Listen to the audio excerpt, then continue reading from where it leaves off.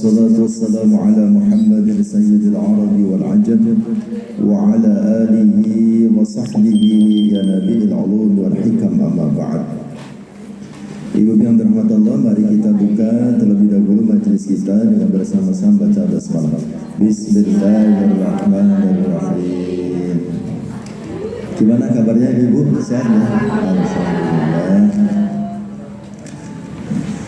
Saya baru datang kemarin dari Rabu jam 2 siang, nyampe Pare.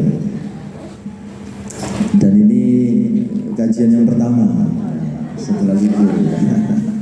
Sebetulnya ada tadi pagi, cuma saya lupa ngabari sama panitianya kalau saya sudah datang. Akhirnya tadi pagi masih libur.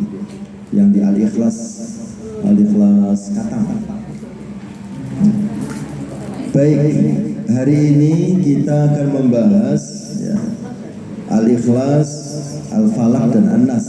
Jadi urutannya dari Al-Ikhlas dulu ya, sesuai dengan urutan surat ya. An-Nas itu terakhir ya. Dan kita ya sedapatnya nanti apakah bisa tiga-tiganya atau satu atau dua ya, tergantung ya, pembahasannya nanti. Kita mulai dari surat Al-Ikhlas yang merupakan surat ke-112. Kan Al-Quran ada 114 surat. Al-Ikhlas itu surat nomor 112. Termasuk dalam golongan surat Makkiyah, surat yang diturunkan di periode Mekah. Karena isinya kan masalah akidah. Jadi Nabi itu kan berdakwah ada periode Mekah, ada periode Madinah. Periode Mekah itu 13 tahun, periode Madinah 10 tahun. Nah 13 tahun itu di Mekah lebih banyak ya, terkait dengan akidah. Surat Al-Ikhlas ini kalau diartikan artinya memurnikan keesaan Allah ya. Al-Ikhlas itu artinya adalah memurnikan keesaan Allah. Asbabun nuzul ya, sebab turunnya surat ini beserta keutamaan-keutamaannya. Nah ini kita bahas sebelum kita membahas tafsir ayat per ayatnya. Kita bahas asbabun nuzul dan juga keutamaan.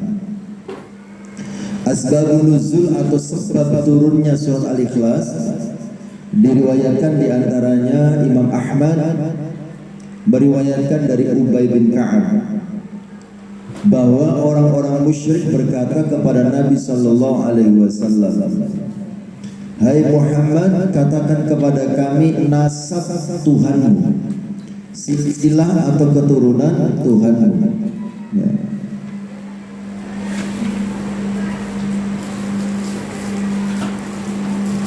Jadi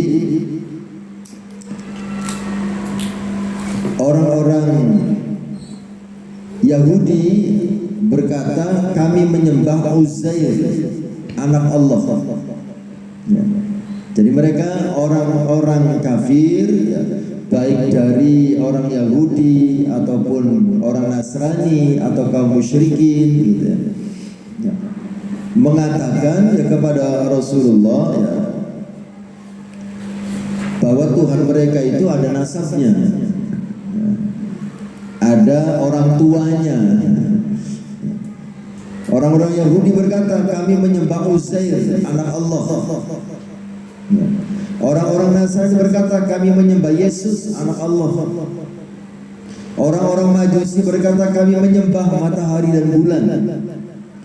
Orang-orang musyrik ya, orang musyrik itu yang menyembah berhala ya, berkata kami menyembah berhala. Maka Allah menurunkan surat Al-Ikhlas. Qul, katakan wahai Muhammad, huwallahu ahad ya, dialah Allah yang Maha Esa ya.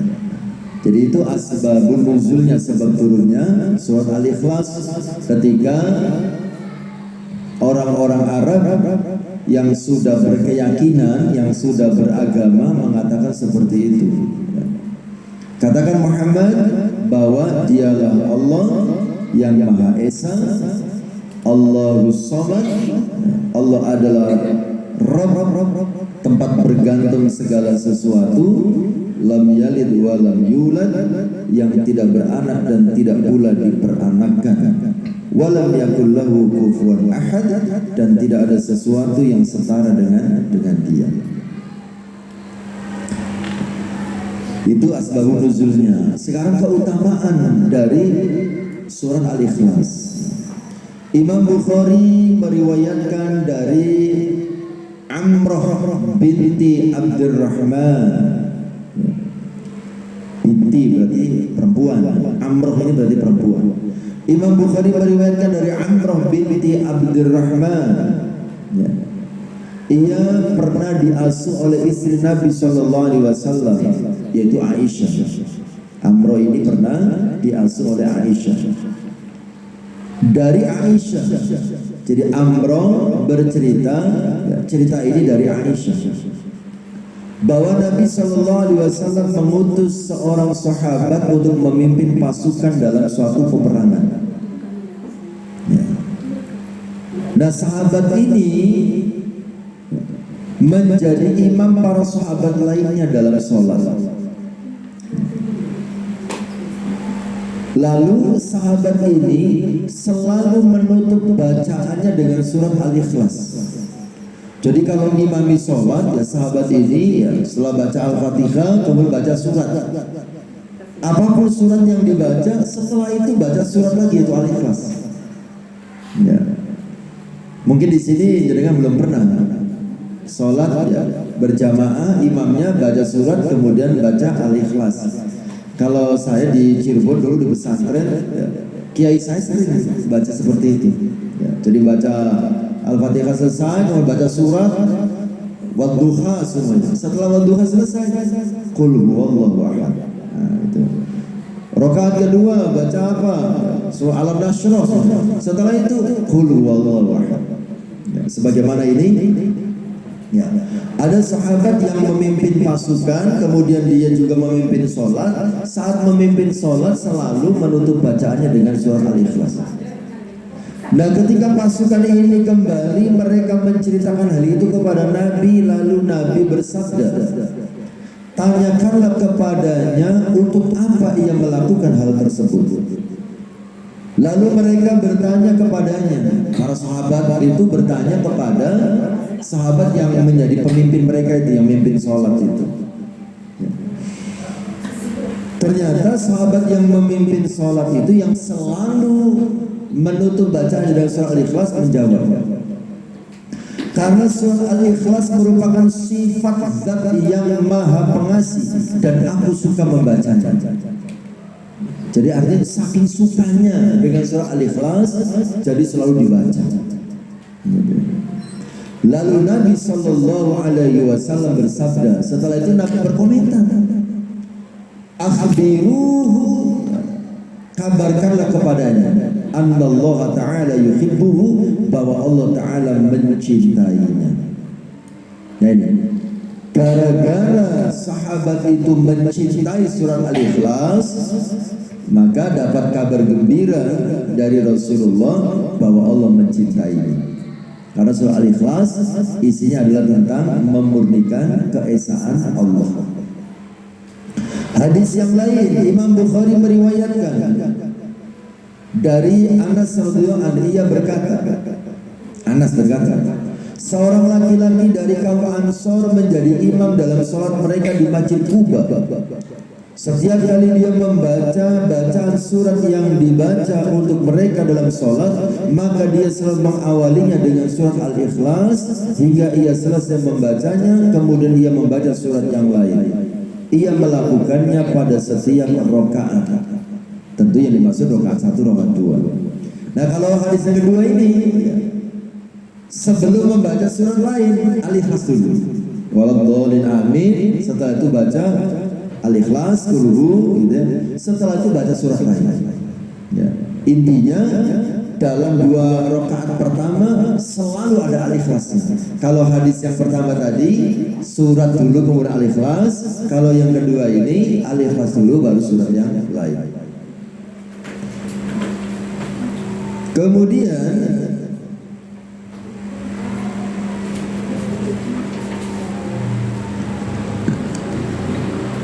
Kebiasaan sahabat tadi membuat para sahabatnya berkata kepadanya, engkau selalu membaca surah Al-Ikhlas yang kemudian disusul dengan surat yang lain. Nah, jika engkau membaca surat tersebut, maka tidak usah membaca surat yang lain. Dan begitu pula sebaliknya. Nah, para sahabat yang lain menegur, kalau baca Al-Ikhlas saja, nggak usah baca surat yang lain. Kalau baca surat yang lain saja, nggak usah baca Al-Ikhlas. Lalu sahabat yang menjadi imam itu berkata, aku tidak bisa meninggalkan surat tersebut. Coba, nggak bisa meninggalkan surat Al-Ikhlas. Sampai-sampai dia mengatakan, ya mungkin agak marah ya, jika kalian menyukai aku menjadi imam kalian dalam sholat, maka aku tetap akan melakukannya. Tapi jika kalian tidak menyukainya, maka aku serahkan perkara imam kepada kalian. Kalau masih mau saya jadi imam, ya sudah, manut. Seperti itu saya maunya. Kalau tidak suka saya jadi imam, ya sudah, silakan diimami, saya tidak jadi imam. Lalu mereka, para sahabat yang lain memandang bahwa sahabat tersebut merupakan orang yang paling utama di antara mereka, dan mereka tidak menyukai jika orang lain yang menjadi imam mereka dalam sholat. Maka mereka menceritakannya kepada Rasulullah. Lalu Rasul bersabda, hai fulan, apa yang menghalangimu melaksanakan apa yang disarankan oleh para sahabatmu? Awalnya imamnya itu yang selalu baca Al-Ikhlas ditegur oleh Rasulullah, kenapa kau enggak mengikuti saran teman-temanmu? Dan apa yang mendorongmu untuk tetap membaca surah Al-Ikhlas dalam setiap rakaat? Laki-laki itu mengatakan, sesungguhnya aku mencintai surat tersebut. Maka Rasul bersabda, hubbuka iyyaha adkhalakal jannah. Cintamu terhadap surat tersebut menyebabkanmu masuk surga. Masya Allah. Ini bicara tentang keutamaan surat Al-Ikhlas. Ya. Kemudian terkait dengan keutamaan surat Al-Ikhlas, ada hadis yang menjelaskan bahwa surat Al-Ikhlas atau kulhu itu sebanding dengan sepertiga Al-Quran.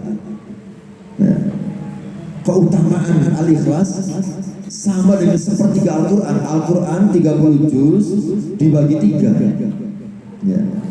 Nah, satu bagiannya itu Al-Ikhlas. Setara. Hadisnya Imam Bukhari meriwayatkan dari Abu Sa'id bahwa seseorang mendengar seorang laki-laki membaca surah Al-Ikhlas secara berulang-ulang. Ketika tiba waktu pagi, ia mendatangi Nabi lalu menceritakan hal tersebut kepada Nabi. Seolah-olah orang itu menganggapnya sepele. Maka Nabi bersabda, "Walladzi nafsi biyadihi innaha la ta'dilu thulutsal Qur'an." Demi zat yang jiwaku berada di tangannya, sesungguhnya surat tersebut benar-benar sebanding dengan sepertiga Al-Quran. Kulhu. Hadis yang lain Imam Bukhari meriwayatkan dari Abu Sa'id, ia berkata Rasul bersabda kepada para sahabatnya, apakah salah seorang di antara kalian tidak mampu membaca sepertiga Al-Quran dalam satu malam? Apa nggak bisa baca sepertiga Al-Quran? Para sahabat bayangannya itu suruh membaca 10 juz, kan begitu ya, setiap malam. Maka hal itu mereka menganggapnya berat. Masa sepertiga Al-Quran setiap malam gitu kan, 10 juz setiap malam. Sehingga mereka berkata kepada Rasul, siapa di antara kami yang mampu melakukannya, wahai Rasulullah? Maka Rasulullah bersabda, Allahul wahidus somad thuluthul Quran. Maksudnya surat Al-Ikhlas itu sepertiga Al-Quran. Maka dianjurkan ya sebelum tidur ya kita membaca Qul atau Al-Ikhlas 3 kali. Itu seperti membaca Al-Quran sepertiga Al-Quran atau 10 juz. Kemudian membaca surah Al-Ikhlas menyebabkan masuk surga. Dalilnya Imam Malik bin Anas meriwayatkan dari Ubaid bin Hunain. Imam Malik meriwayatkan dari Ubaid bin Hunain. Ia berkata, aku mendengar Abu Hurairah radhiyallahu anhu berkata, aku berjalan bersama Nabi Beliau mendengar seseorang membaca surat Al-Ikhlas, maka Rasul bersabda, telah wajib baginya. Abu Hurairah bertanya, apa yang telah wajib baginya ya Rasulullah? Beliau menjawab, surga. Ya. Jadi hadis ini menjelaskan bahwa orang yang membaca surat Al-Ikhlas akan dimasukkan surga. Kemudian dalil tentang membaca surah Al-Ikhlas berulang-ulang. Abdullah putra dari Imam Ahmad meriwayatkan dari Mu'adz bin Abdullah bin Khubayb dari ayahnya, ia berkata, kami berada dalam gerimis dan kegelapan menunggu Rasulullah SAW untuk sholat bersama kami.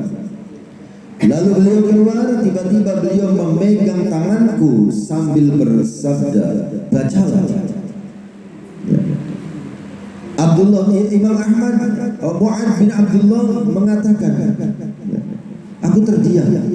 Kemudian beliau berkata lagi, bacalah. Aku bertanya, apa yang harus saya baca? Rasul bersabda, bacalah surah Al-Ikhlas serta surah Al-Mu'awwidzatain pada waktu petang dan pada waktu pagi sebanyak 3 kali. Maka kamu diberi kecukupan setiap hari sebanyak 2 kali. Makanya di dalam surah Al-Ma'surat gitu ya, kumpulan doa-doa itu kan ada Al-Ikhlas, Falaq, An-Nas gitu ya. Sebanyak 3 kali. Nah itu ternyata akan membuat kita yang istiqomah membacanya diberikan kecukupan oleh Allah Subhanahu wa Ta'ala. Kemudian keutamaan berikutnya, doa dengan Ismul A'zam yang terkandung dalam surah Al-Ikhlas. Berdoa dengan Ismul A'zam, nama Allah yang paling agung yang terkandung dalam surah Al-Ikhlas.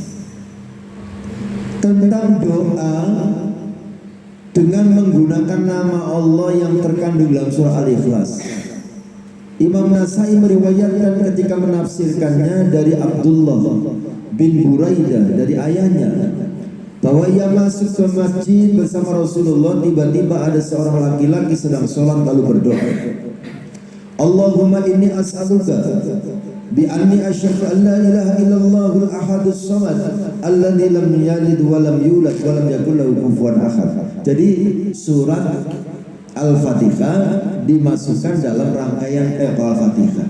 Al-Ikhlas dimasukkan dalam rangkaian doa. Jadi ada orang membaca doa, Allahumma, wahai Allah, inni as'aluka, sesungguhnya aku memohon kepadamu, bi anni asyhadu an la ilaha illa anta, dengan menyatakan bahwa aku bersaksi tidak ada ilah yang berhak diibadahi dengan benar selain Engkau. Al-Ahadus Samad, nah ini yang bergantung segala sesuatu kepadanya, alladzi lam yalid wa lam yulad, yang tidak beranak dan tidak pula diperanakkan, wa lam yakul lahu kufuwan ahad, dan tidak ada sesuatu yang setara dengannya. Dan ketika ada laki-laki berdoa, dalam doanya itu ada rangkaian surat Al-Ikhlas, gitu ya. Seperti saya pernah mendapatkan ijazah doa. Sebentar, saya mengingat dulu.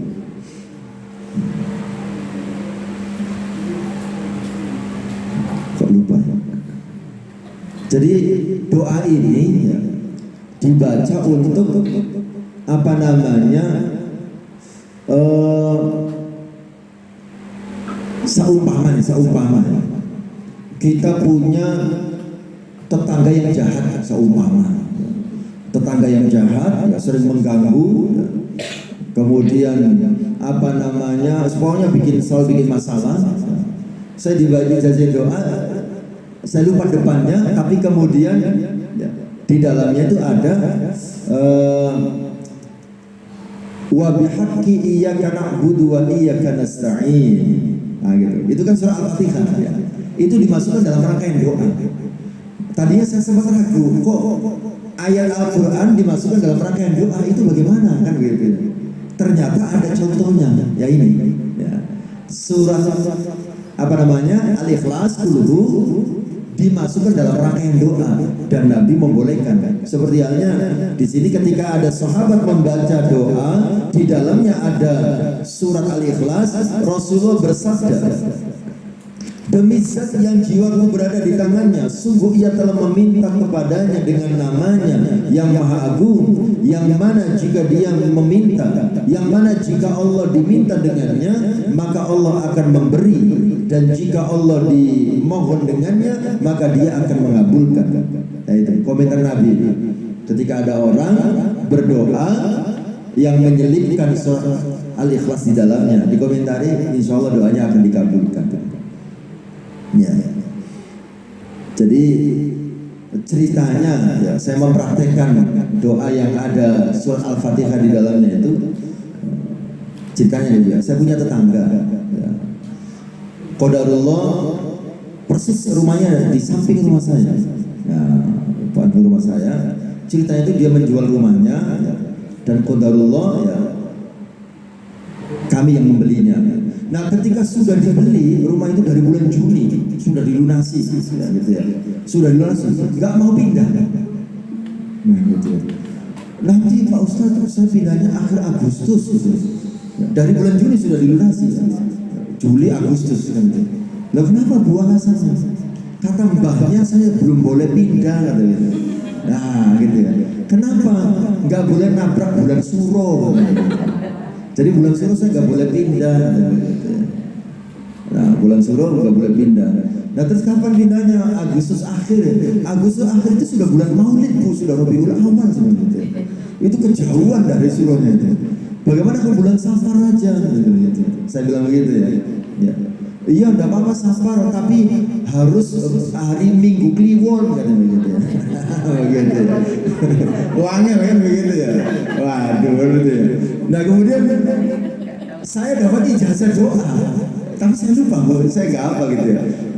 Ada catatannya, saya dapat ijazah doa dari kakak saya sendiri dari kampung gitu ya. Coba kamu bacakan ini, wah mumpung kamu lagi umroh katanya begitu ya. Dibaca itu doanya. Gitu ya. Nah, kemudian dibaca doa itu tanggal 27 Juli kemarin gitu ya. Saya masih di sana. Istri saya ngabari, ya, anu tetangga sudah usung-usung barang-barangnya. Alhamdulillah. Nah, mandi doanya gitu ya. Nah, di dalam itu ada surah Al-Fatihah. Doa tapi ada surah Al-Fatihah di dalamnya. Ya, gitu ya. Jadi kalau kita seperti sebelumnya ini sudah ada yang mempraktekkan katanya. Ada orang punya kontrakan kan begitu ya. Ini yang kontrak itu sudah waktunya pindah gitu ya. Tapi nggak mau pindah-pindah. Memperpanjang kontrakan juga enggak, pindah juga enggak gitu ya. Kalau disuruh pindah ngajak kegeran gitu ya. Dibacakan doa itu. Wah, itu pindah sendiri ya.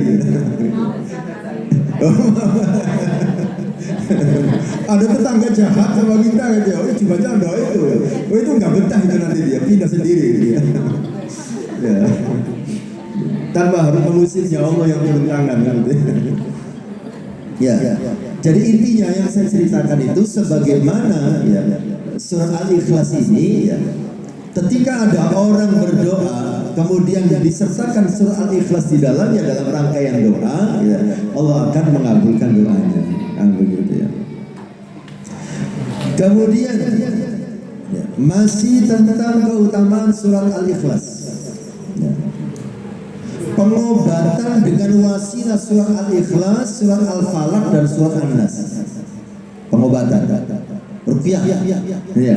Ruqyah dengan surat Al-Ikhlas, surat Al-Falaq dan surat An-Nas.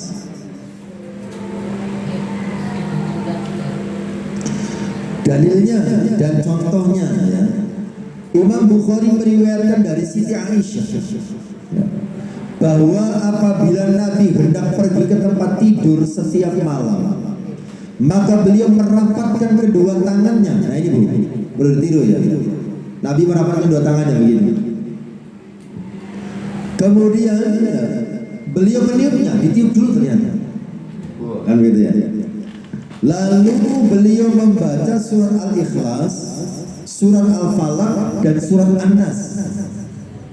Kemudian beliau mengusapkan kedua telapak tangan beliau sebisa mungkin ke seluruh tubuh beliau. Beliau memulai dengan mengusap kepala, mengusap wajah, bagian depan dari tubuh beliau dengan kedua telapak tangan. Beliau melakukan hal itu sebanyak 3 kali. Ya, jadi tangan dikatupkan begini, ditiupkan dulu ternyata.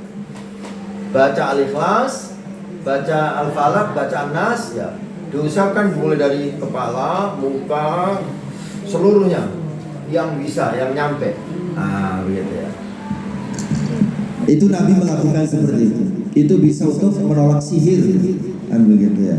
Jadi seumpama ada orang yang sentimen dengan kita, ya, kita meminta perlindungan kepada Allah di antara dengan cara itu. Setiap malam kalau bisa sebelum tidur lakukan itu supaya kita terhindar dari gangguan, ya, gangguan jin, gangguan setan, ya, baik dari setan dari jenis jin ataupun setan dari jenis manusia. Ya.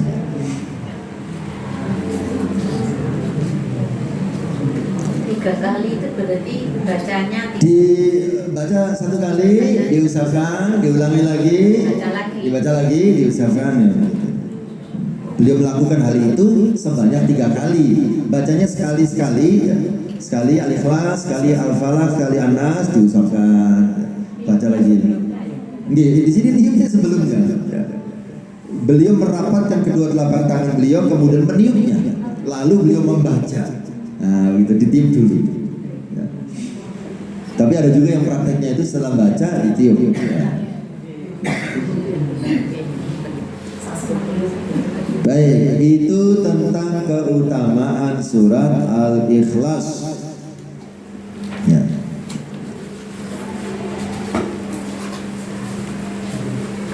Jadi keutamaan surat Al-Ikhlas diantaranya Al-Ikhlas itu sebanding dengan sepertiga Al-Quran. Ya. Yang kedua, dengan membaca Al-Ikhlas berulang-ulang akan masuk surga. Yang ketiga, membaca doa dengan menyertakan surat Al-Ikhlas di dalamnya. Dan yang keempat, Al-Ikhlas menjadi wasilah untuk pengobatan ketika dirangkai dengan Al-Falaq dan An-Nas. Nah, jadi membaca Al-Quran ya seperti Al-Ikhlas, Falaq, An-Nas, kemudian ditiupkan, ya. Itu ada contohnya, kan begitu ya? Ya, ada contohnya seperti ini. Ya. Ya. Kan seperti para kiai, kalau ada anak kecil nangis, terus diam-diam kan gitu ya, dibawa ke kiai, Pak Kiai itu dibacakan, ya. Bisa ayat kursi, bisa Al-Fatihah, bisa Al-Ikhlas, Falaq, An-Nas, kemudian ditiupkan ke ubun-ubunnya, gitu ya. Nah, ada kalanya juga ditiupkan lewat media air, tiupkan ke air itu diteteskan ke matanya, diusapkan matanya, diteteskan ke ubun-ubunnya, ya. Karena ini jalur keluar masuknya jin gitu ya, ya. Dari ubun-ubun. Ya. Kemudian kalau mata itu biar anak itu tidak melihat lagi, karena anak kecil kan bisa melihat, ya. Bisa melihat kemudian tiba-tiba nangis saja, dibacakan Al-Ikhlas, Falaq, An-Nas, diusap matanya dengan air yang sudah dibacakan itu. Itu ruqyah dengan ayat-ayat Al-Quran. Nah, sekarang tafsirnya. Ya, tadi kan baru bicara asbabun nuzul, sebab turunnya dan juga keutamaannya. Nah, sekarang tafsirnya. Tafsir dari surat Al-Ikhlas. Qul huwallahu ahad. Katakan Muhammad, dialah Allah yang esa, yang Maha Esa, tidak ada yang menyamainya, tidak ada sekutu baginya, tidak ada yang serupa dengannya, tidak ada yang setara dengannya, tidak ada yang sebanding dengannya. Allahus Samad. Allah adalah Rabb, tempat bergantungnya segala sesuatu. As-Samad itu tempat bergantung. Ya. Jadi artinya di sini yang memberikan pemahaman kepada kita sebaiknya hanya kepada Allah kita bergantung. Ya. Jangan pernah bergantung kepada makhluk siapapun dia. Karena makhluk itu semuanya lemah. Ketika kita bergantung kepada makhluk, sama saja dengan ketika kita menyeberangi sungai, melewati jembatan. Jembatannya itu yang talinya udah mau pada lepas, ya, kayunya sudah banyak yang pada bolong. Ya. Nah, kita kan tidak tenang, ya. Ketika berjalan di atas jembatan yang kayunya sudah lapuk, ya, talinya sudah mau pada copot, itu gambarannya bergantung kepada makhluk itu seperti itu. Ya. Jangan pernah bergantung kepada siapapun kecuali hanya kepada Allah Subhanahu wa taala. Karena Allah lah tempat bergantung. Ya. Ya seperti kita seumpama karyawan, ya, jangan bergantung kepada bos, jangan bergantung kepada atasan. Ya. Jenengan istri jangan bergantung kepada suami. Gitu. Tetap bergantung kepada Allah. Sekalipun Allah memberikan rezeki, lewatnya dititipkan lewat suami. Tapi kalau bergantungnya kepada suami, ngapunten ketika suami tidak lagi peduli pada jenengan sekalipun masih hidup semua, maka jenengan akan stres kan begitu ya. Ketika bergantungnya kepada suami, ya. Apalagi meninggal, oh tambah bingung nanti kan begitu ya. Maka bergantunglah hanya kepada Allah Subhanahu wa taala. Ya. Jadi seluruh makhluk ya, itu bergantung ya, dalam segala hal. Kebutuhannya, masalahnya, gitu ya. Semuanya bergantung hanya kepada Allah Subhanahu wa taala. Ali bin Abi Thalha berkata dari Ibnu Abbas radhiyallahu anhu, dialah pemimpin yang maha sempurna dalam kepemimpinannya. Maksudnya Allah ya. Dialah yang maha mulia, yang maha sempurna dalam kemuliaannya. Dialah yang maha agung, yang maha sempurna dalam keagungannya. Dialah yang maha penyantun, yang maha sempurna dalam penyantunannya. Nah, itu terjemahan dari Allah Somad ya, kata sahabat Ibnu Abbas diantaranya begitu. Dialah yang maha mengetahui dan yang maha sempurna dalam pengetahuannya. Ya. Dialah yang maha bijaksana, yang maha sempurna dalam kebijaksanaan dan seterusnya. Kemudian setelah Allah Somad dikatakan lam yalid wa lam yulad wa lam yakul lahu kufuwan ahad. Artinya Allah, dia tidak punya anak dan dia juga tidak punya orang tua dan tidak pula punya istri. Ya. Imam Mujahid menafsirkan ayat walam yakul lahu kufuwan ahad, dan tidak ada sesuatu yang setara dengan dia. Artinya dia tidak punya istri. Yang dimaksud tidak kufu ya, tidak ada yang setara dengan dia. Dia tidak punya istri, kata Imam Mujahid. Hal ini sebagaimana firman Allah. Imam Mujahid menafsirkan walam yakul lahu kufuwan ahad, tidak ada sesuatu yang setara dengan Allah. Yang dimaksud dia tidak punya istri itu sesuai dengan ayat yang lain, surat Al-An'am ayat 101. Badi'us samawati wal ardi anna yakunu lahu waladu wa lam takul lahu sahibah wa khalaqa kulla syai'. Dia Allah pencipta langit dan bumi. Bagaimana mungkin dia mempunyai anak padahal dia tidak mempunyai istri? Ya. Dia menciptakan segala sesuatu dan dia mengetahui segala sesuatu. Ya. Jadi agama lain kan ada yang menganggap malaikat itu anaknya Allah. Allah berfirman dalam surat yang lain, Maryam 88 sampai 95. Dan mereka berkata, Allah yang Maha Pengasih mempunyai anak. Wa qalu ittakhadha ar-rahman walada. Ya. Yaitu orang-orang kafir berkata bahwa Allah yang Maha Pengasih mempunyai anak. Kata Allah, sungguh kalian telah membawa sesuatu yang sangat mungkar. Hampir saja langit pecah, bumi terbelah, gunung runtuh karena ucapan itu. Gara-gara orang kafir mengatakan Allah punya anak, hampir saja langit pecah, bumi terbelah dan gunung runtuh. Karena mereka menganggap Allah yang Maha Pengasih mempunyai anak. Kemudian kata Allah, dan tidak mungkin bagi Allah yang Maha Pengasih mempunyai anak. Tidak ada seorang pun di langit dan di bumi melainkan akan datang kepada Allah yang Maha Pengasih sebagai seorang hamba. Dia Allah benar-benar telah menentukan jumlah mereka dan menghitung mereka dengan hitungan yang teliti. Ya. Surat Al-Ikhlas ini banyak menginspirasi atau menjadi pintu hidayah ya, orang non-Islam masuk Islam, khususnya orang Nasrani. Seperti saya dapat cerita dari salah seorang ustaz di Surabaya, Ustaz Bangun Samudra. Ya, mungkin jenengan pernah dengar. Dulu itu penyiar TVRI, Ustaz Bangun Samudra. Pernah jadi foto model juga itu dulunya itu. Jadi ustaz sekarang itu. Dulu beliau itu dari TK, ya sekolahnya sekolah pengkaderan untuk menjadi pendeta dari TK, SD, SMP, SMA, kuliah. Nah kemudian beliau dikuliahkan ke Vatikan ya, untuk menjadi penginjil gitu ya, dikuliahkan ke Vatikan. Nah beliau bercerita di Vatikan itu, di sana itu ya, diajarkan semua kitab suci, semua kitab suci diajarkan. Ya.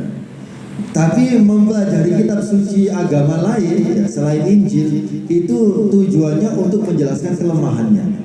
Ya, kelemahan Al-Quran, kelemahan Taurat, kelemahan pokoknya kitab suci apapun untuk dipelajari kelemahannya. Gitu ya. Nah, beliau bercerita pada saat pelajaran Al-Quran, ya, Al-Quran sudah dibagikan, Al-Quran sudah dibagikan, ya, dosennya belum datang. Ya. Nah, dia membukanya, ceritanya. Nah, umumnya kalau buku non bahasa Arab gitu ya, dibukanya kan dari kiri ya depannya. Ya, dia buka dari kiri. Ya. Padahal Al-Quran bukanya kan dari kanan. Ya. Kalau Al-Quran dibuka dari kiri, maka surat-surat terakhir juz amma kan yang dibuka. Ya. Ketika buka Al-Quran dari kiri, gitu ya, dia menemukan surat Al-Ikhlas di situ. Ya. Dia baca surat Al-Ikhlas. Katakanlah Tuhan itu satu. Ya. Tuhan tempat bergantung, Tuhan tidak beranak dan tidak diperanakkan, dan Tuhan tidak ada yang menyamainya. Saat itulah ya, bergetar hatinya, ada begitu ya, membaca Qul huwallahu ahad itu ya, bergetar hatinya. Dia gelisah, kembali ke asrama ya, dia gelisah, tetap gelisah. Akhirnya dia kabur, ya, kabur dari kampusnya. Ya. Dan tidak mudah untuk kabur, untuk kembali ke Indonesia. Kemudian dia bercerita diselamatkan oleh staf KBRI yang ada di Vatikan, yang kebetulan orang Islam. Kemudian ya diselamatkan kembali ke Indonesia. Kemudian menghilang, ya tidak kembali ke komunitasnya. Setelah itu menyatakan diri masuk Islam. Jadi gara-gara surat Al-Ikhlas ya, beliau mendapatkan hidayah. Banyak sekali ya, orang-orang non-Islam yang akhirnya masuk Islam ya setelah membaca dan mendalami surat Al-Ikhlas. Kemudian Allah Subhanahu wa taala berfirman, masih terkait dengan tafsir dari Al-Ikhlas. Wa qalu takhadar rahmanu waladan subhanahu bal ibadun mukramun la yasbiqunahu bil qawli wa hum bi amrihi ya'malun. Al-Anbiya 26-27. Dan mereka berkata, Rabb yang Maha Pengasih telah menjadikan malaikat sebagai anak. Nah itu orang kafir, ini orang-orang Yahudi, mereka mengatakan bahwa malaikat itu adalah anak Allah. Kemudian Allah mengatakan subhanah, maha suci dia. Bal ibadun mukramun, sebenarnya mereka para malaikat itu hamba-hamba yang dimuliakan. La yasbiquna bil qaul, mereka tidak berbicara mendahului Allah. Wa hum bi amrihi ya'malun, dan mereka mengerjakan perintah-perintah. Jadi pernyataan orang kafir yang mengatakan malaikat itu adalah anak Allah dibantah oleh Allah. Ya, maha suci Allah dari prasangka atau pernyataan mereka yang mengatakan malaikat itu anak Allah. Dikatakan malaikat itu adalah ibadun, hamba-hamba Allah, mukramun, yang dimuliakan. Kemudian dalam ayat yang lain disebutkan As-Saffat 158-159, Waja'alu bainahu wa bainal jinnati nasaba, dan mereka mengadakan hubungan nasab, hubungan keluarga antara Allah dengan jin. Walaqad alimatil jinnatu innahum la muhdurun, dan sungguh jin telah mengetahui bahwa mereka pasti akan diseret ke dalam neraka. Subhanallah amma yasifun, maha suci Allah dari apa yang mereka sifatkan. Ya. Jadi artinya surat Al-Ikhlas ini untuk membantah pernyataan-pernyataan orang-orang kafir yang mengatakan Allah punya anak, malaikat adalah anak Allah, Yesus adalah anak Allah, gitu ya. Nah, itu bantahannya itu lewat surat Al-Ikhlas. Gitu ya. Kemudian ada yang menarik dalam hadis Rasulullah SAW dalam kitab Sahih Bukhari disebutkan, kata Rasulullah, la ahada asbaru ala adzan sami'ahu minallah. Tidak ada seorang pun yang lebih sabar daripada Allah terhadap penghinaan yang didengarnya. Tidak ada yang lebih sabar daripada Allah terhadap penghinaan yang didengarnya. Yaj'aluna lahu waladan. Ya. Mereka membuat-buat baginya anak, artinya menganggap Allah memiliki anak. Orang-orang itu menganggap Allah punya anak. Ini penghinaan terhadap Allah. Wa huwa yarzuquhum wa yu'afihim, sedangkan Allah memberi mereka rezeki dan juga kesehatan. Coba, tidak ada yang lebih sabar daripada Allah ketika menerima penghinaan. Orang-orang kafir menghina Allah dengan mengatakan Allah punya anak, padahal Allah senantiasa memberi rezeki kepada mereka dan memberikan kesehatan kepada mereka. Gitu. Kemudian Imam Bukhari juga meriwayatkan dari Abu Hurairah dari Nabi SAW, Rasul bersabda, Allah berfirman, seperti hadis qudsi, anak keturunan Adam telah mendustakan aku, padahal dia tidak pantas melakukan itu. Dan dia mencaci aku, padahal dia tidak pantas melakukan itu. Maksudnya apa? Anak Adam mendustakan dan mencaci Allah. Dijelaskan, adapun pendustaannya kepadaku maka adalah ucapannya. Anak Adam mendustakan Allah itu ketika mereka mengatakan apa? Allah tidak akan menghidupkan kembali seperti halnya Allah menciptakanku pertama kali. Karena orang kafir itu tidak percaya kehidupan akhirat. Tidak mungkin Allah akan menghidupkan kita kembali sebagaimana Allah menciptakan kita. Nah, ini mereka mendustakan Allah namanya.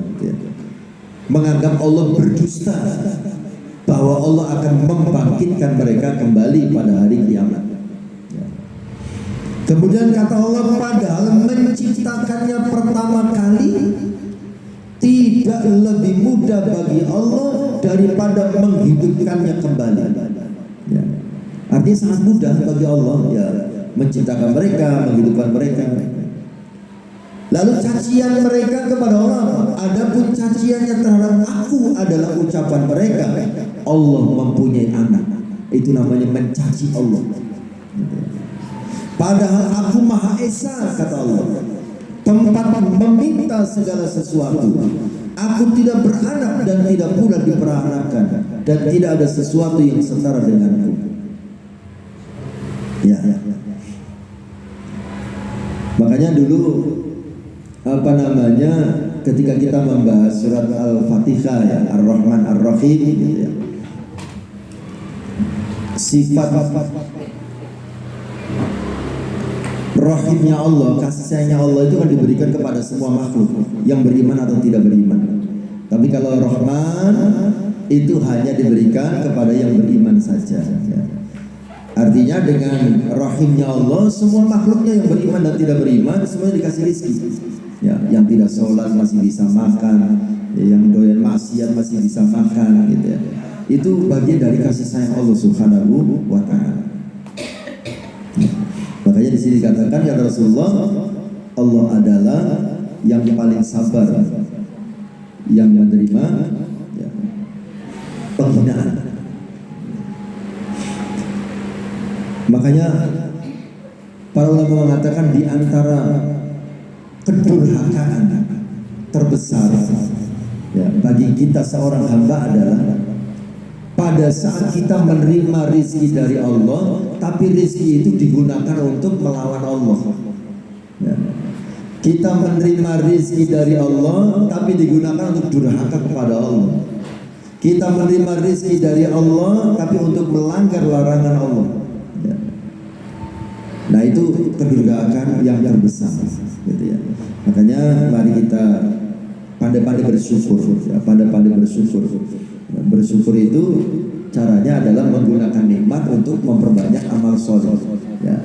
Menggunakan nikmat untuk beribadah kepada Allah Subhanahu wa taala. Apapun nikmat yang Allah berikan, hendaknya kita gunakan untuk beribadah kepada Allah.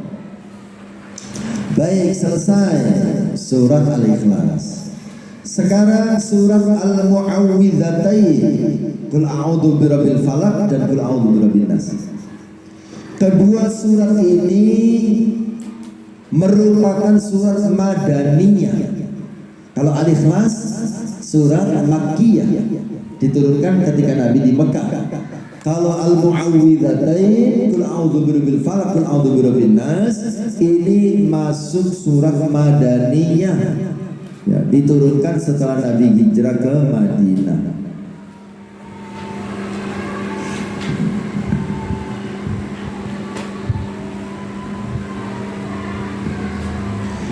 Nah sekarang keutamaan surat Al-Mu'awwidzatain.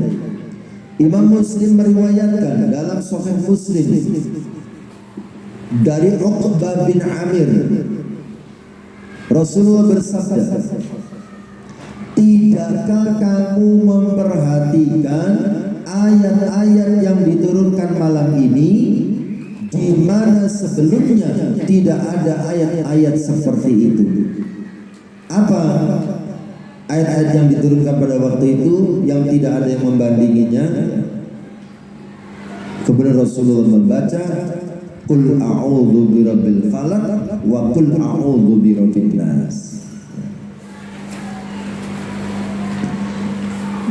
Kemudian riwayat yang lain, Imam Ahmad meriwayatkan dari Uqbah bin Amir, ia berkata, ketika aku sedang memandu Rasulullah, memandu bukan menuntun jalan tapi ditandu, ya.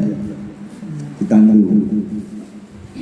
Uqbah bin Amir berkata, ketika aku sedang memandu Rasulullah di sebuah jalan dari jalan-jalan daerah perbukitan, tiba-tiba beliau bersabda kepadaku, hai Uqbah, kenapa kamu tidak ikut naik? Ya. Disuruh naik bareng. Uqbah berkata, aku khawatir hal itu jika ikut menunggangi kendaraan Nabi merupakan kedurhakaan. Lalu Uqbah berkata, lalu Rasulullah turun dan aku naik sebentar. Kemudian beliau naik. Kemudian Rasul bersabda, wahai Uqbah, maukah kamu aku ajarkan dua surat yang termasuk dua surat terbaik yang dibaca oleh manusia? Aku menjawab, aku itu Uqbah yang dimaksud. Tentu wahai Rasulullah. Lalu beliau membacakan untukku surat Al-Falaq dan surat An-Nas. Kemudian tiba waktu sholat, beliau maju menjadi imam, lalu beliau membaca kedua surat tersebut. Kemudian beliau lewat di hadapanku lalu berkata, bagaimana pendapatmu wahai Uqbah? Bacalah kedua surat tersebut ketika hendak tidur dan ketika bangun dari tidur. Nah itu, kita dianjurkan baca Falaq bin Nas bangun tidur, sebelum tidur dan juga bangun tidur. Kemudian Rasulullah dalam hadis yang lain menyampaikan inna nasa dan seterusnya, sesungguhnya manusia tidak berlindung dengan sesuatu seperti halnya dengan dua surat ini, yaitu Falaq dan An-Nas. Ya. Maka tadi di saat kita bicara tentang Al-Ikhlas, gitu ya, itu satu rangkaian ya, Al-Ikhlas, Falaq, dan An-Nas. Ya, itu untuk memohon perlindungan kepada Allah Subhanahu Wa Taala.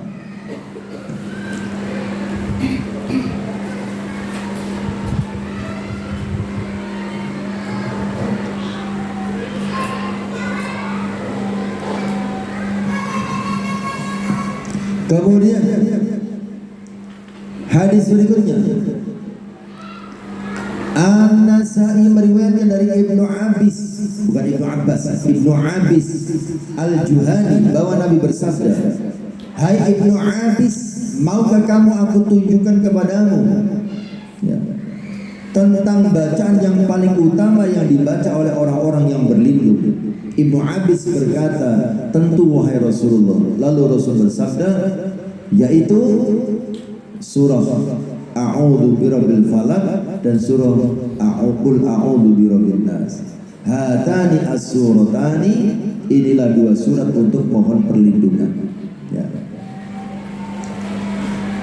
Nah, contoh bukti bahwa ketika minta perlindungan membaca surah Falaq bin Nas. Nah ini Imam Malik meriwayatkan dari Aisyah, Siti Aisyah, bahwa apabila Rasulullah sakit, beliau membaca Al-Mu'awwidzatain. Rasulullah kalau sakit membaca Qul a'udzu birabbil falaq dan Qul a'udzu birabbin nas.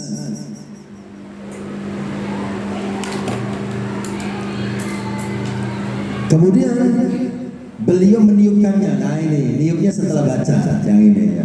Niupnya setelah baca. Jadi beliau baca Qul a'udzu birabbil falaq, Qul a'udzu birabbin nas, kemudian ditiupkan ya. Nah, tetapi kemudian ketika sakitnya semakin bertambah parah, maka aku membacakannya untuk beliau dan aku usapkan kepada beliau dengan tangan beliau sendiri. Siti Aisyah bercerita, Nabi kalau sakit, beliau membaca Qul a'udzu birabbil falaq, Qul a'udzu birabbin nas, ditiupkan, ya, kemudian diusapkan ke badannya. Tapi kalau sakitnya tambah parah atau sedang sakit parah sehingga tidak bisa melakukan itu, maka Siti Aisyah yang membacanya. Ya, Siti Aisyah membaca Falaq bin Nas gitu ya.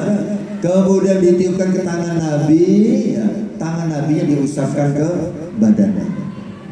Ya. Nah, kita pun begitu Bu. Ruqyah mandiri ya, kalau ada anak nangis gitu ya. Ya, dengan penuh keyakinan kepada Allah, ya, nangis nggak mau diam ya. Bukan cari kontrak ya Ustaz ya. Kenapa? Bukan cari obat. Ya. Ya boleh, itu ikhtiar ya. Tapi sambil didobeli dengan ruqyah, dibacain Al-Qur'an. Kemudian hadis berikutnya diriwayatkan dari Abu Sa'id bahwa Rasulullah berlindung dari ain jin dan ain manusia. Nah ini tentang ain. Rasulullah berlindung dari ain jin dan ain manusia. Ketika turun surat Al-Mu'awwidzatain, beliau berlindung dengan membaca kedua surat tersebut ya, dan meninggalkan yang lain. Artinya tidak membaca surat lain, cukup membaca Al-Falaq dan An-Nas. Apa yang dimaksud dengan ain? Nah ini Bu, perhatikan, penyakit ain ya. Di sini ada istilah Rasul berlindung dari ain jin dan ain manusia. Ain itu artinya mata, ainul mata. Ya. Nah, yang dimaksud di sini penyakit ain, yang dimaksud di sini adalah tatapan mata jahat karena rasa dengki. Ya. Tatapan mata jahat karena rasa dengki.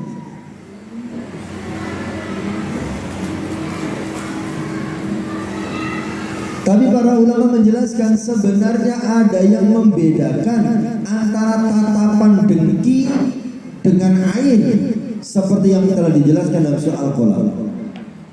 Ain, pandangan mata seseorang, itu dapat menyebabkan penyakit, kerusakan atau kebinasaan pada apa yang dilihatnya. baik diri sendiri, orang lain, atau binatang dan benda mati.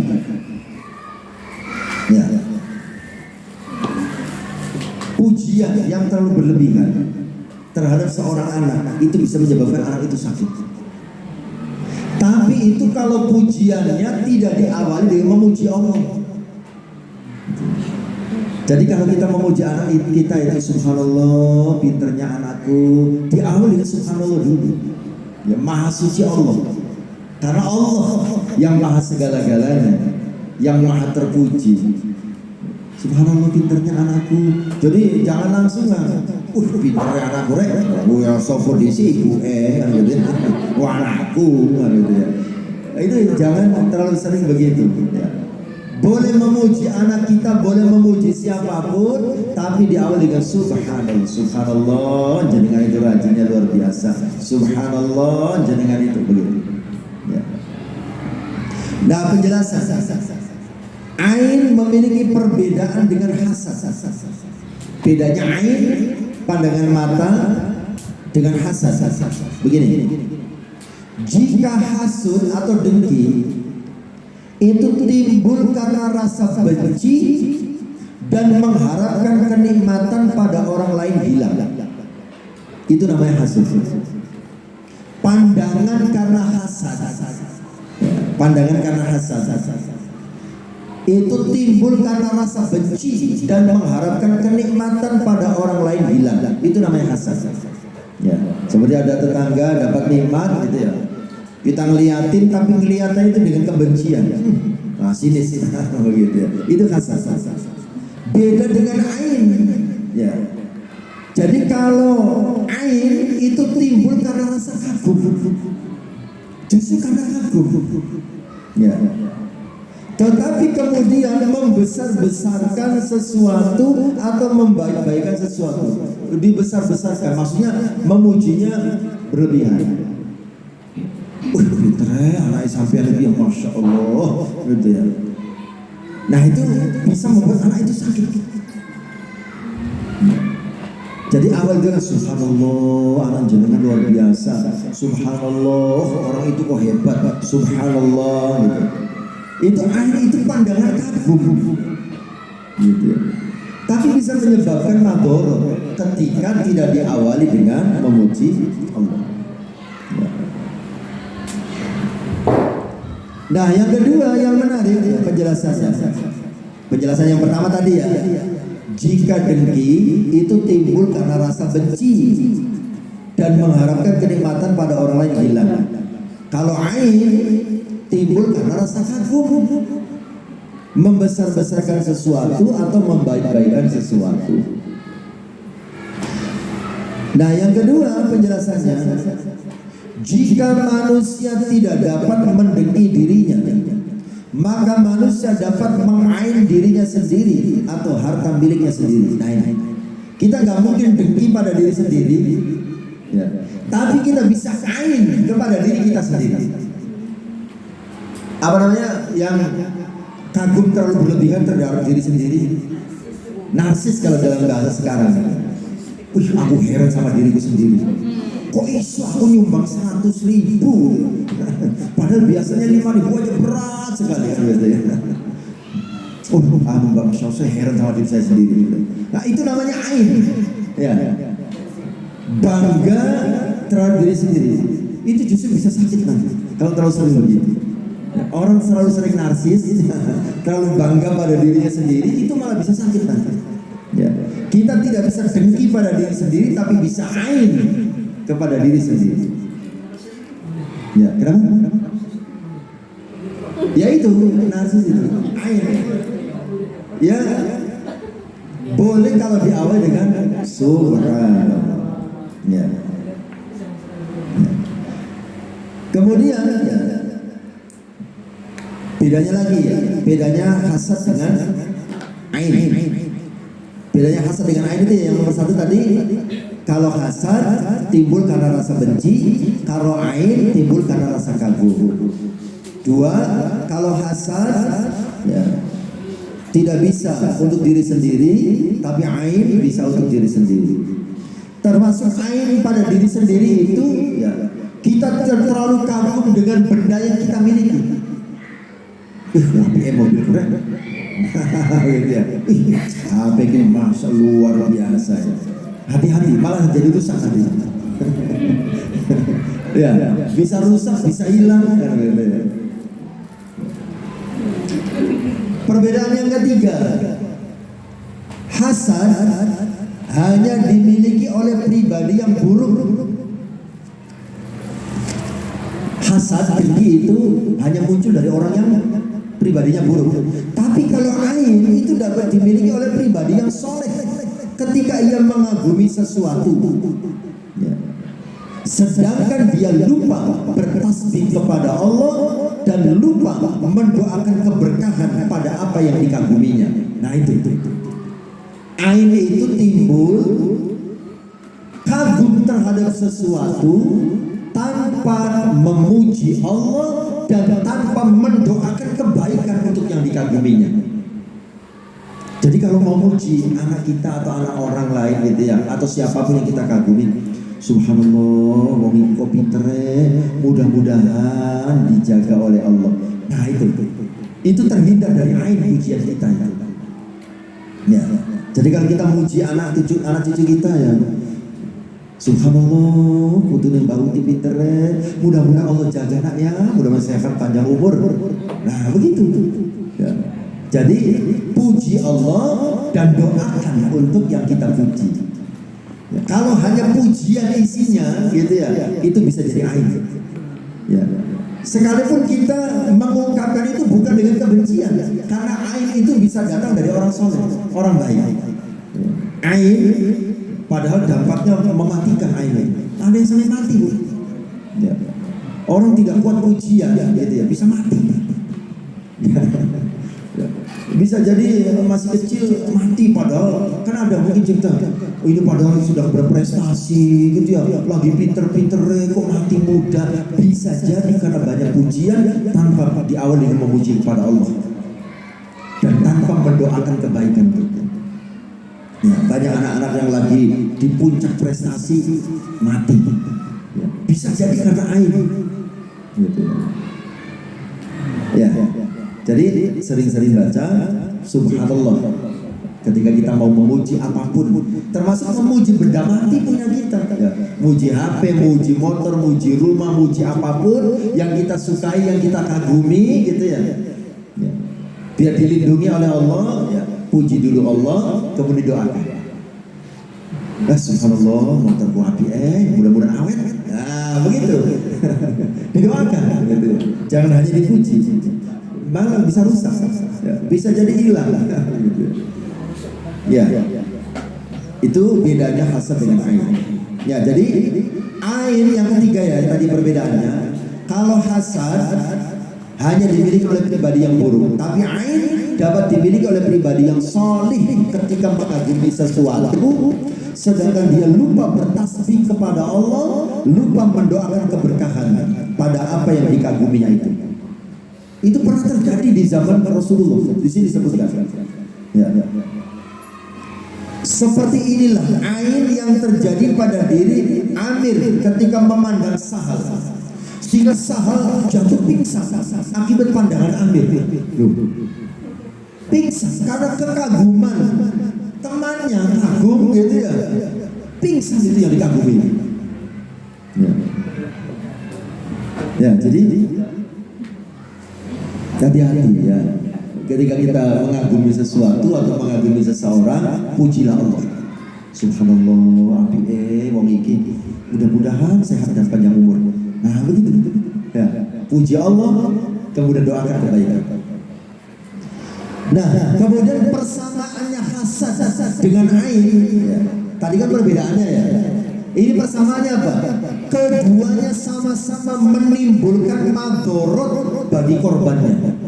Sama-sama bisa mendatangkan bahaya.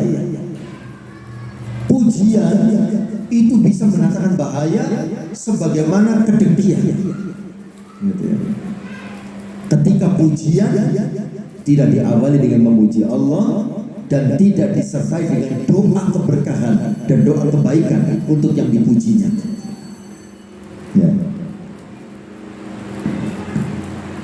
Ya, kita kan sering kan, ya wajar lah kita orang tua yang memuji anak cucu kita gitu ya. Di samping kita memang ingin memujinya juga untuk memotivasi kan begitu ya. Ya memotivasi.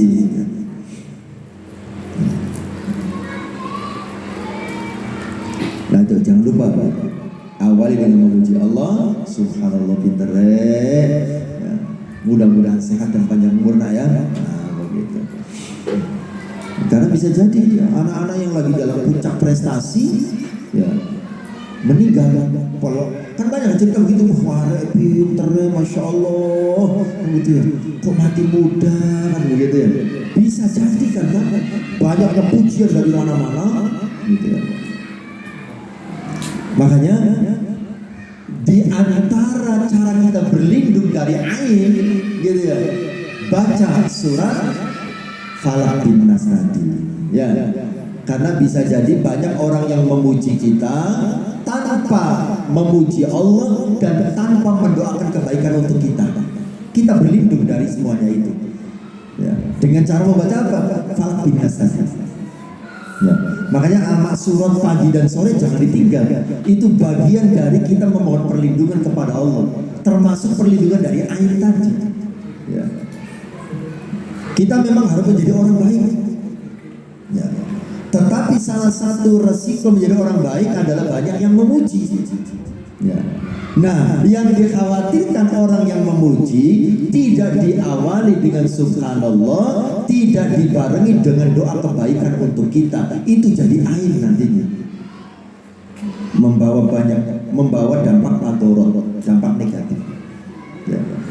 Makanya kita yang berlindung kepada Allah dari semuanya itu dengan membaca Falaq bin Nas setiap pagi dan sore.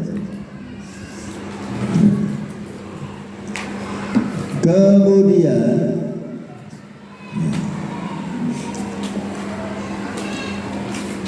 saya ingatkan lagi hadisnya tadi bahwa kata Rasulullah, sesungguhnya manusia tidak berlindung dengan sesuatu seperti halnya dengan dua surat ini, dan tidak ada seorang pemohon yang memohon seperti halnya dengan kedua surat ini, dan tidak ada seorang yang meminta perlindungan sepertinya halnya dengan kedua surat ini ya. Jadi sering-sering membaca dua surat ini minimal pagi dan sore itu ya.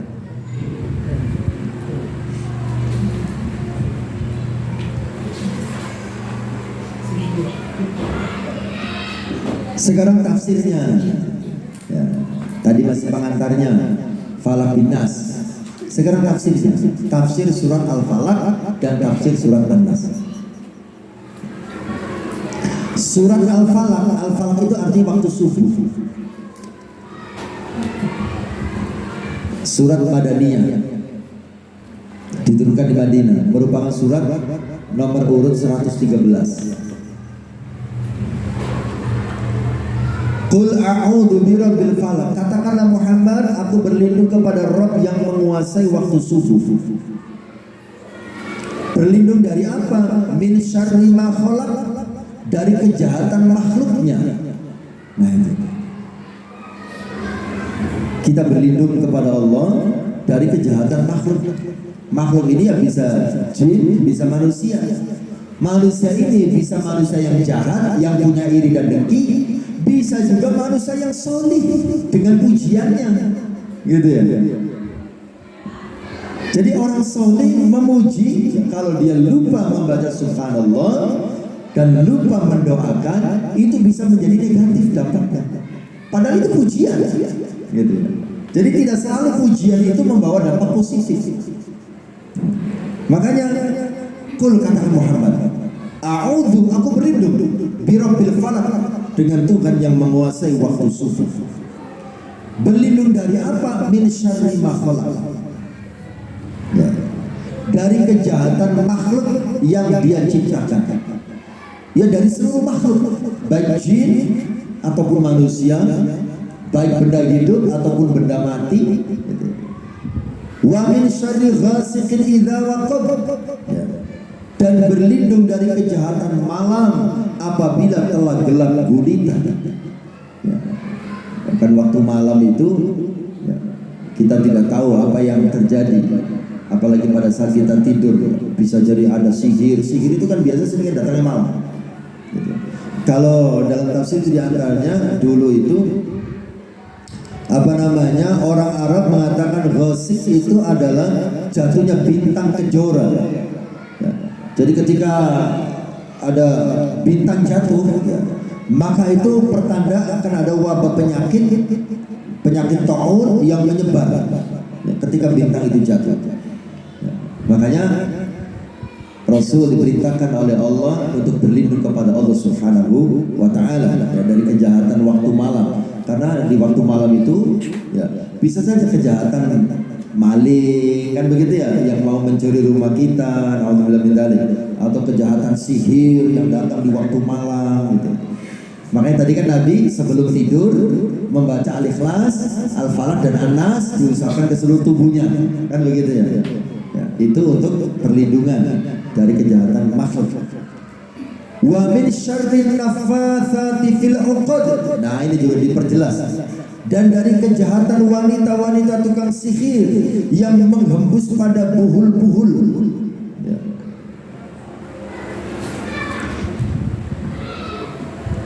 Kata Rasulullah, nah ini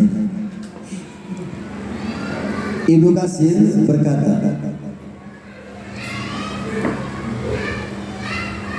ada hadis yang diriwayatkan oleh Ahmad dari Haris bin Abu Salamah yang berkata, Aisyah berkata, Rasulullah memegang tanganku lalu beliau menunjukkan bulan yang terbit bersinar kepadaku, lalu beliau bersabda, berlindunglah kepada Allah dari ghasib rembulan ini apabila ia terbenam. Kemudian dari kejahatan perempuan-perempuan penyihir, artinya apabila perempuan-perempuan penyihir membaca mantra-mantra dan meniup pada buhul-buhul tali, ya. Seperti sihir itu kadang-kadang digambarkan itu seperti ada boneka kecil yang dililiti tali, kan begitu ya. Nah, kemudian ditiup, begitu. Kemudian ketika boneka itu ditusuk, maka yang dituju merasa sakit dan seterusnya. Dalam hadis lain bahwa Jibril datang kepada Rasulullah, lalu ia bertanya, apakah engkau sedang sakit wahai Muhammad? Beliau menjawab iya. Lalu Jibril berkata, dengan menyebut nama Allah, aku meruqyahmu dari segala penyakit yang mengganggumu dan dari segala kejahatan orang yang dengki dan ain. Nah, itu disebutkan dari orang yang dengki dan ain. Orang yang dengki ini berarti orang yang jahat. Ain ini pujian dari orang baik. Ya. Pujian dari orang baik, ingat, yang tidak diawali dengan subhanallah dan tidak dibarengi atau diakhiri dengan doa kebaikan untuk yang dipuji, itu menjadi ain. Semoga Allah memberimu kesembuhan. Nah, ini cerita tentang penyihiran terhadap Nabi. Nabi pernah terkena sihir. Imam Bukhari meriwayatkan dalam kitab At-Tib dari Aisyah, ia berkata Rasul pernah terkena sihir hingga beliau merasa mendatangi istri-istri beliau padahal beliau tidak mendatangi mereka. Rasul merasa mendatangi istrinya padahal tidak. Kemudian Sufyan berkata, berarti itu sihir. Berarti ada yang menyerupai Rasulullah datang menemui istri-istrinya. Sufyan berkata, ini sihir paling dahsyat apabila keadaannya demikian. Ada orang seperti suami jenengan menemui jenengan padahal bukan. Wih, mengerikan. Ini sihirnya paling dahsyat, kata begitu. Nah itu, wih, merinding saya. Nah kemudian, lalu beliau bersabda, ya Aisyah, apakah kamu mengetahui bahwa Allah telah memberiku petunjuk dalam perkara yang dulu aku pernah meminta fatwa kepada Allah? Kata Rasulullah, aku didatangi dua orang malaikat. Lalu salah satunya duduk di atas kepalaku, sedangkan yang lain duduk di sisi kedua kakiku. Maka malaikat yang duduk di atas kepalaku bertanya kepada malaikat yang duduk di sisi kakiku, apa yang terjadi pada orang ini? Malaikat yang duduk di sisi kakiku menjawab, ia terkena sihir. Lalu orang yang duduk di sisi kepalaku, malaikat yang duduk di kepala itu, siapa yang menyihirnya?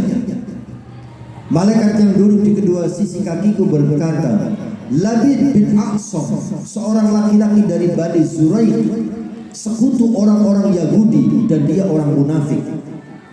Yaitu orang munafik. Di surah Al-Baqarah ayat-ayat awal itu kan diceritakan orang munafik itu orang kafir yang pura-pura masuk Islam. Ya, nah ini diantaranya. Dia dekat dengan Rasulullah ternyata untuk mencelakai Rasulullah, ya, mengirimkan sihir.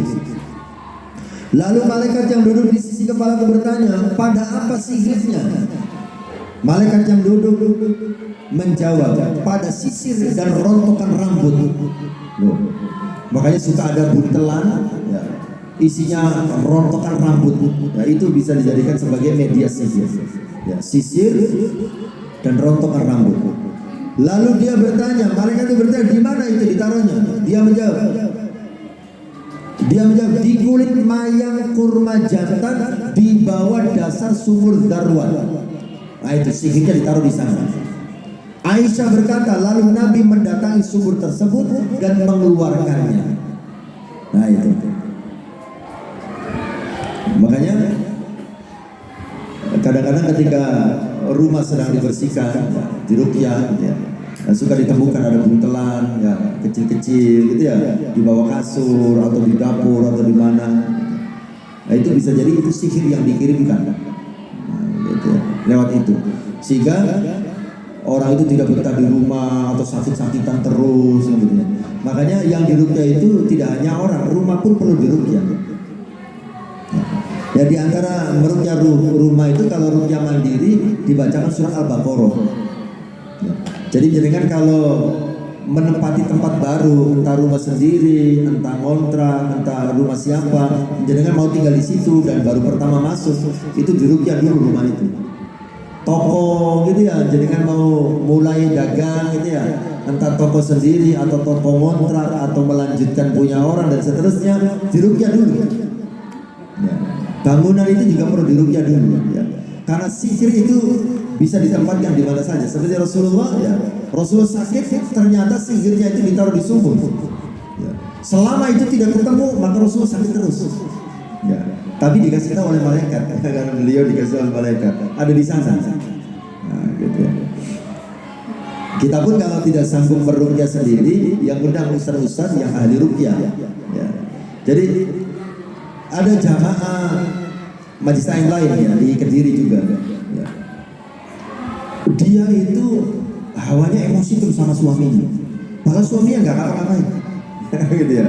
Suaminya baik, tidak pernah memarahinya, suaminya tidak selingkuh, suaminya bertanggung jawab, gitu ya, memberi nafkah dan seterusnya. Gitu. Istri hawanya marah aja lihat suaminya, gitu. Itu bisa jadi sihir. Ya. Karena sihir yang paling dahsyat ya, ketika berhasil memisahkan suami dan istri, ya, bercerai tanpa sebab, ya, tanpa masalah. Nah, itu ibu-ibu itu diruqyah, ya, diruqyah gitu. Nah, sekarang sudah mulai tenang. Jadi kalau semua jenengan atau kita siapapun yang suka marah tanpa sebab gitu ya, perlu diruqyah. Enggak ada sebab, tiba-tiba kayak emosi kan begitu ya. Perlu diruqyah itu. Bisa jadi ada yang mempengaruhi ya, gaib. Nah, itu ada sebab kalau itu ya. Enggak duit marah ya, ada sebab kalau itu. Kalau duit itu ada kan begitu ya. Suami yang baik-baik saja, kan hawanya emosi ya, itu perlu diruqyah ini. Berarti ada masalah. Ya. Ya, itu surah Al-Falaq, ya.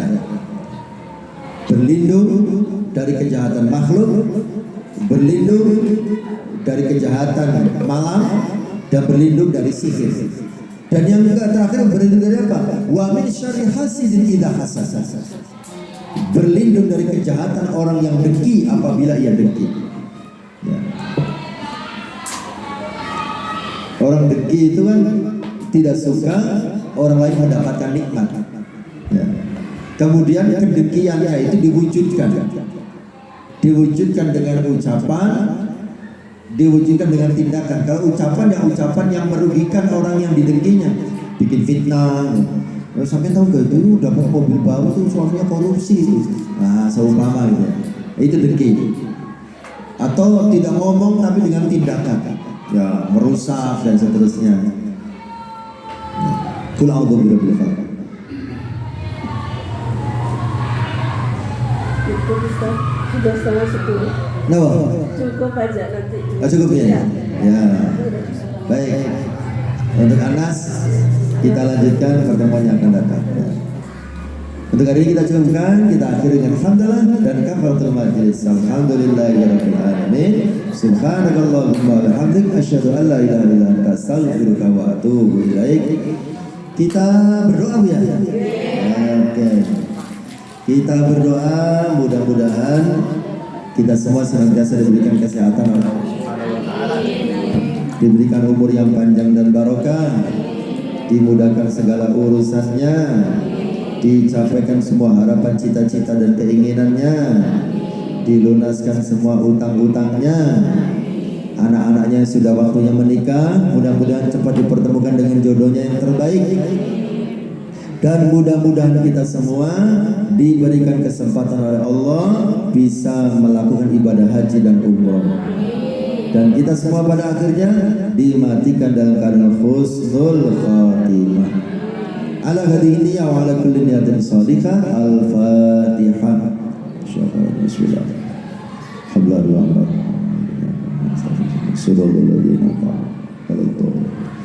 Bismillahirrahmanirrahim. Alhamdulillahirabbil alamin. Hamdan syakirin, hamdan na'imin, hamdan wa fil 'alamin kathir mazidah. Ya Rabbana wa lakal hamdu kama yanbaghi li jalali wajhikal karim wa 'azimi sultanik. Allahumma shalli ala sayyidina Muhammadin salatan tuballighuna biha hajja baitikal haram wa ziyarata habibika Muhammadin alaihi afdhalus salati wassalam fi sihhatin wa afiyatin wa bulughil maram wa ala alihi wa sahbihi wa sallim. Rabbana taqabbal minna innaka antas samiul alim. Rabbana waj'alna muslimaini laka wa min dzurriyyatina ummatan muslimatan lak wa arina manasikana wa tub 'alaina innaka antat tawwabur rahim.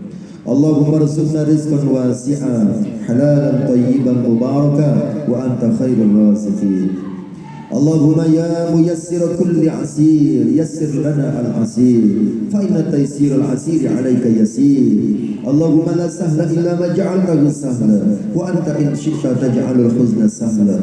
Allahumma ya musahhil sahhil lana kulla khair. Rabbana atina fid dunya hasanah wa fil akhirati hasanah wa qina adzaban nar wa qina adzaban nar wa qina adzaban nar wa adkhilna jannata mal abrar ya aziz ya ghafar ya rabbal alamin. Wa sallallahu ala sayyidina Muhammadin nabiyyi wa ala alihi wa sahbihi wa sallam.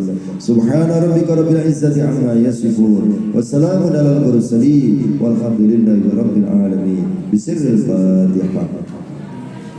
Bismillah. Demikian Bapak Ibu yang dirahmati Allah bisa disampaikan. Kami mohon maaf, Ihdinas siratal mustaqim. Assalamualaikum warahmatullahi wabarakatuh.